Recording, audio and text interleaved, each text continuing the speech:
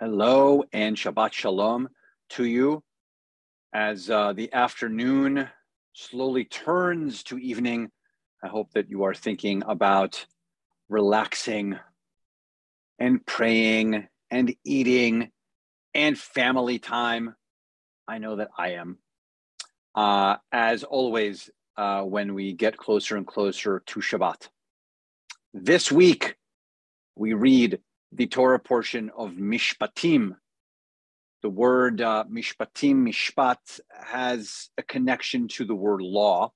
In fact, in modern Hebrew, a court is called a Beit Mishpat, a house of law. It is a Mishpat is a kind of law that's debatable. There are kinds of laws called chukim. Those are the pretty much I told you so laws, the ones that we really can't discuss with God. God just says, you're going to do them. Kind of like our parents might have told us. And then there are the mishpatim, which are the ones that are possible for us to maneuver and chat about. And this is what this week's Torah portion talks about.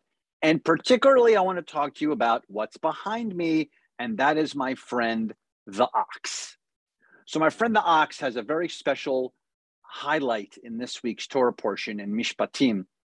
And it is about his behavior, however the ox is going to behave.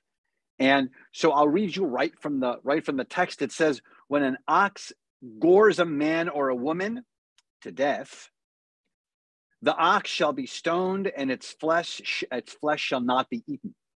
So poor ox gets loose, and if it does gore someone, then it gets put to death. But the owner of the ox is not punished. I'm going to keep reading. Now it says, however, if that ox has been in the habit of goring, and its owner, though warned, has failed to guard it, listen to this part, and it kills someone, ready? The ox shall be stoned, and its owner too.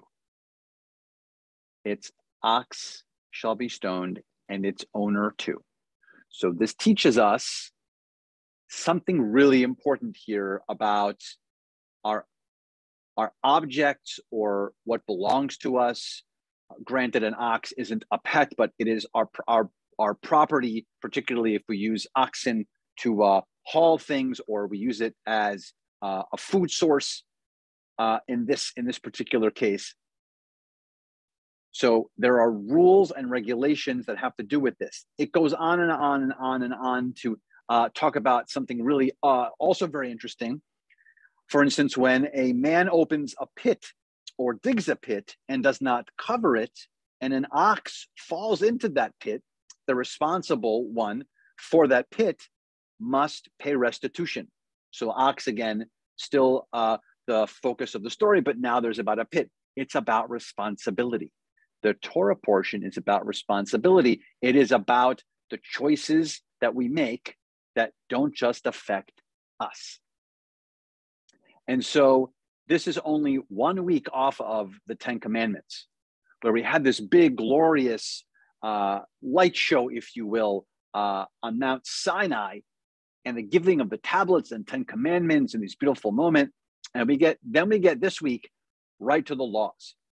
And the laws remind us, particularly, not just the laws within themselves, but the fact that we're responsible for one another. What I do affects you, and what you do affects me. And that, I think, is the idea that God wanted to implant in the Israelites, Moses and the Israelites, because they were right out of slavery, not that far, right? It's only a couple Torah portions ago that the sea opens and we're freed from Egypt. And so I want us to, on this Shabbat, to think about this concept of responsibility, of the fact that what you do affects me, and what I do affects you. Please, let's think about that. We have a little window. Let's reflect on our week. Let's think about, what have we done and that we are taking responsibility for it, not just on us, but what our actions and how our actions affected somebody else. It's a very, very big concept, but one that we clearly use to this very day, and one that is used in court systems, beit mishpat, court systems, also. So I look forward to continuing this conversation. Later tonight, 7 o'clock is our service. Please don't forget to register. You can either watch on our live stream. You don't have to register on the live stream, or if you're coming in person, please register. And then tomorrow morning, can't wait to see you for the continued dialogue about this Torah portion of Mishpatim, 8:30 on Zoom. Shabbat Shalom to everybody.